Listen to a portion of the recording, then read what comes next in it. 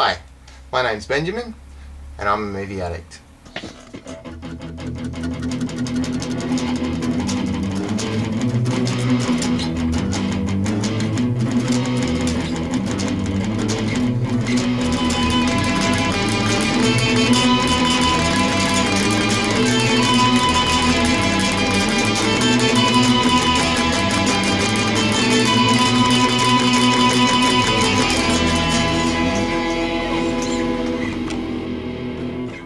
Lone Wolf and Cub 3, Baby Cart to Hades. This film was produced by Shintaro Katsu, the star of Hanzo the Razor, Sword of Justice. It spawned from a manga series that came out in the 1970s, and there's 6 films and a television series. This is a legendary classic tale of Agami Ito, the Shogun's executioner. This guy had to do nasty things with his sword in order to follow through on the Shogun's ruling that people should commit seppuku and this kind of thing. And he's got a wife and a kid, and one day he comes home and his wife's been murdered, his place is trashed, and they've planted something in his house so that everybody thinks he's a traitor, so he's shunned and all this kind of stuff, and he has to leave with his kid, and now he's an assassin on the road with his baby in his baby cart. This one's the third in the series, and it's my favourite for a few reasons. It was the first one that I saw. I just came across it on television one night. I didn't really know what Lone Wolf and Cub was, and it just blew my mind how fantastic the thing is. I also really like the character of Kanbei, who's in this film. After the opening credits, the film begins with Kanbei eating his rice, while these 3 drunk guys are, making lots of noise behind him, trying to get him to drink with them and that kind of thing. And they see these 2 women who come past, and one of them's got the disgusting black teeth, which I really don't understand what the deal is with that. But anyway, they think, let's go, we're going to have some fun with these chicks. So these 3 drunks go after him and basically gang rape them, and it's really nasty to watch, and it goes for way too long. It's almost at I Spit on Your Grave kind of uncomfortable levels. The guys ask Kanbei for help, so he goes and kills these 2 women and then gets them to draw straws to decide which of the 3 he's going to kill and blame the whole thing on. Then Agami Ito walks past with his baby cart, and Kanbei requests a duel with him. Agami looks into his eyes just as they're about to duel and says, "I will not fight you. You have the way of the warrior." The next little chapter of the film sees Agami Ito and his kid in this hotel where this woman is in another room with her pimp, and the pimp's trying to have sex with her, and he's forcing his tongue down her throat, and she bites it off. Agami Ito takes care of her, takes her in, and makes sure that she's alright. The head hooker shows up and says this prostitute either has to lose her virginity or she has to go through torture. Agami Ito, being the hero he is, says, "I will go through the torture for her." So they dunk him into this water heaps of times, and then they commit buri, which means he basically gets whacked with sticks heaps of times while he's spinning around.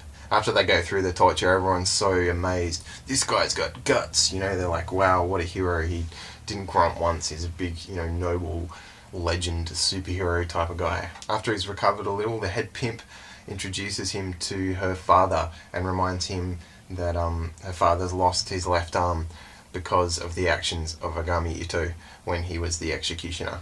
They request the use of his assassin skill, and then he gets hired to go and take out this guy that they want to get rid of. Agami and Dagoro come across the gunman.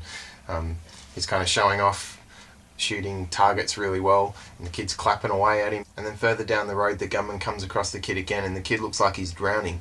So he quickly drops his guns, dives into the water to get him, and then the kid stands up and he realises he's been tricked. He's running back for his guns, and Agami kills him. It's later revealed that this is because this gunman is a kind of bodyguard for the hit that Agami has to make. A clan is sent against Agami Ito, and that's when we come to the penultimate massive scene where it's basically an army all against this one dude with his baby and his cart. And this is where the awesome tricks of the cart come into it. He flicks the front of the cart open and there's all guns sticking out, and he's total action movie style, blowing away all these samurais and ninjas or whatever. He then pulls, sticks off the cart and makes this kind of double-edged sword thing, and he's hacking away at everyone. There's blood spitting out everywhere. It's just a big, massive action fest. Finally, after he's beaten everyone, his hit comes, the guy that Agami Ito had been hired to assassinate, and he starts firing at him, and Agami Ito runs away, and he jumps down and he's sitting very calmly while this guy's got a gun pointed at him, and then click, he's run out of bullets. Agami Ito, man, he's smart. He pulls out these two guns, boom, boom, boom, boom, boom, kills him. Classic. That's one of my favourite things about the Lone Wolf and Cub movies, just how calm Agami Ito is throughout everything. Earlier in the film, he's handing his kid some leaf toilet paper to wipe his ass with after he's taken a dump, and he just calmly walks, and then he cuts down these trees, and these ninja dudes fall down like he knew they were there the whole time, and he's just calmly taking care of business. I also love the way they talk about what fighting style they have. You know, I'm Agami Ito, I use blah blah blah style. It's freaking awesome, man. There's one scene where the two fighters have introduced themselves to each other, and then Agami Ito jumps into the air, chucks his sword down, boom, right into this guy's head.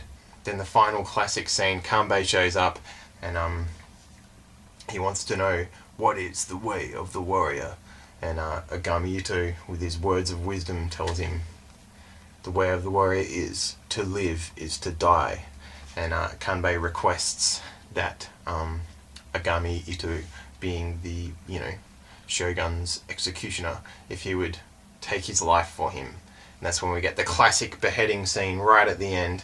You even get a bit of a flippy beheaded head point of view shot, which is great. And Agami Ito and his kid, Dagoro, walk off into the sunset yet again. It's a great film.